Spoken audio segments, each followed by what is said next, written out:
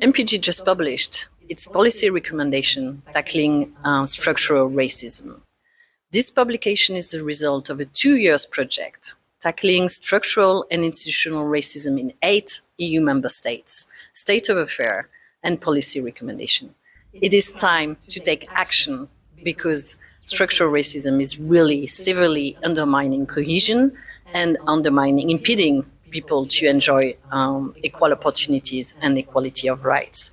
This publication is the result of a 2-year project involving 8 countries: Czechia, Germany, Greece, Latvia, Netherlands, Spain, Sweden, and Romania. We have been conducting this project together with national experts, organizing national workshops, and we published also a comparative analysis that you can find on our website. Please now listen to our experts.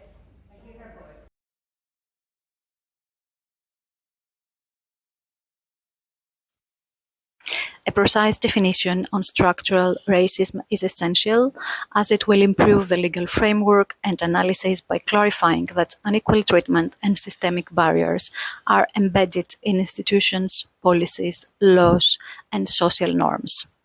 Policymakers would better address root causes of inequalities and formulate targeted policies to dismantle these systemic barriers in education, in the workplace, in health, and in the justice system.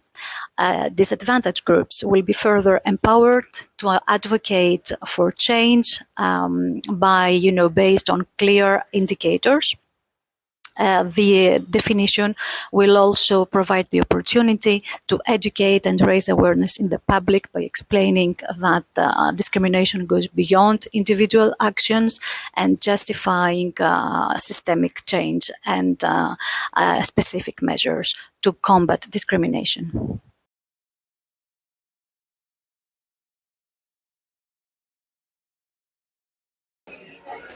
One of the key recommendations of the policy brief is coming up with stronger policies in this regard. And what does it mean?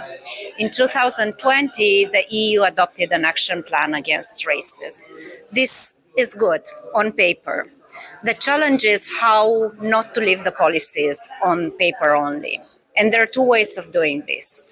At the EU level, it is up for the Commission to continue to strengthen adopting these policies, but also to make sure that the measures taken are monitored or evaluated. Otherwise, everything remains at the theoretical level. Also, the Commission has a role at looking at what happens at the level of the member states and keeping member states accountable for their own actions. And that brings us to step 2, what can happen at the national level. Not only the national governments have to adopt policies against racism, but they also have to make sure that these policies make sense, that they are comprehensive, that they are holistic, that they are participative, bringing together all racialized communities, NGOs, not only in the adoption, but also in the implementation of the strategies and in the monitoring and evaluation of the impact. This means that the member states have a dialogue with the racialized communities in making strategies a reality and taking rights seriously.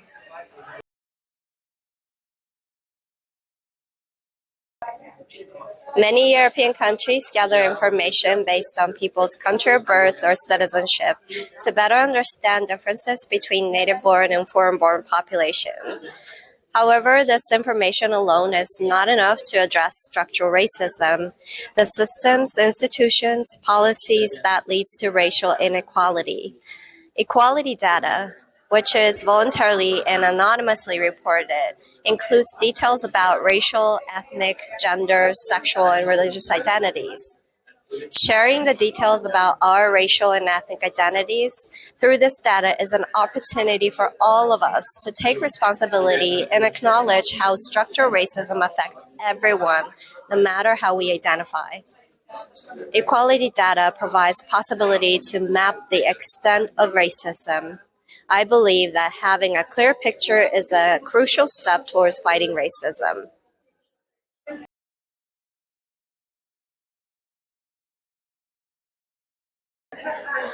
Racial profiling is one of the most common forms of structural and institutional racism across Europe. And that is why really important that governments and law enforcement use the right definition of racial profiling and that they integrate it into their policies and guidelines. And especially that they prohibit the use of race, nationality and ethnicity in their risk assessments or in their racial profiling. And it's also really important that they measure the objectives they have within the organizations, and especially that there is a centralized database where law enforcement, police measure the amounts of illegal stop and frisk that they have made.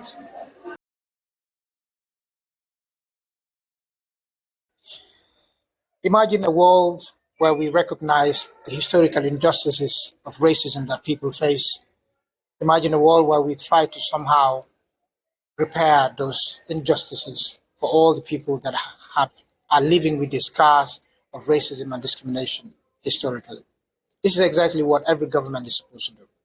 This is not only words, it's about justice for the injustice that people have been facing now and historically.